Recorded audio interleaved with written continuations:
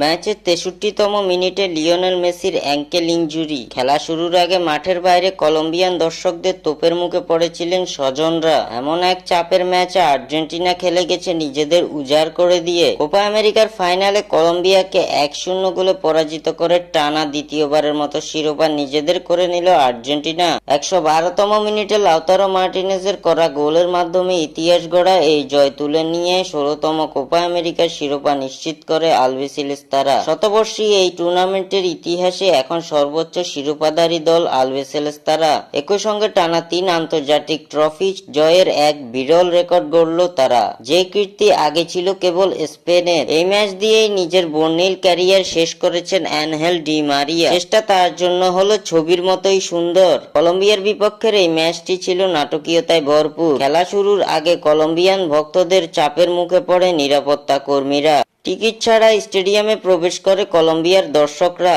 যার ফলে সংঘর্ষ বাধে স্টেডিয়ামের বাইরে, যার কারণে নির্ধারিত সময় থেকে প্রায় 1 ঘন্টা পর শুরু হয় কোপা আমেরিকার ফাইনাল ম্যাচটি। কলম্বিয়ার বিপক্ষের ম্যাচের প্রথমার্ধে বেশ পিছিয়ে ছিল আর্জেন্টিনা, অন্যদিকে আক্রমণের ধার দেখিয়েছে কলম্বিয়া। প্রথমার্ধের খেলা শেষ হয় গোলশূন্য ড্র দিয়ে। দ্বিতীয়ার্ধে আলবিসেলেস্তা শিবিরে আসে বড় ধাক্কা। ম্যাচের 63তম মিনিটে অ্যাঙ্কেল ইনজুরির কারণে কান্না ভেজা চোখ নিয়ে উঠে যেতে হয়েছিল লিওনেল মেসিকে। মেসি অবশ্য ইনজুরিতে পড়েছিলেন ম্যাচের প্রথমার্ধেই। কলম্বিয়ান খেলোয়াড়ের ফাউলে পা বেঁকে যায় লিওনেল মেসির। সময় কিছুক্ষণ চিকিৎসা সেরে আবারও মাঠে নামেন লিওনেল মেসি। এই চোট নিয়েই প্রথমার্ধ এবং দ্বিতীয়ার্ধের বেশ কিছু সময় খেলে যান মেসি, তবে শেষ পর্যন্ত উঠে যেতে হয়েছে তাকে। ম্যাচের প্রথম ও দ্বিতীয়ার্ধে কোনো গোল না হলে খেলা গড়ায় অতিরিক্ত সময়ের 112তম মিনিটে জিওভানি লো সেলসোর দারুণ পাসে নজরকাড়া এক গোল করে দলকে লিড এনে দেন আসরের সর্বোচ্চ গোলদাতা লাউতারো মার্টিনেজ।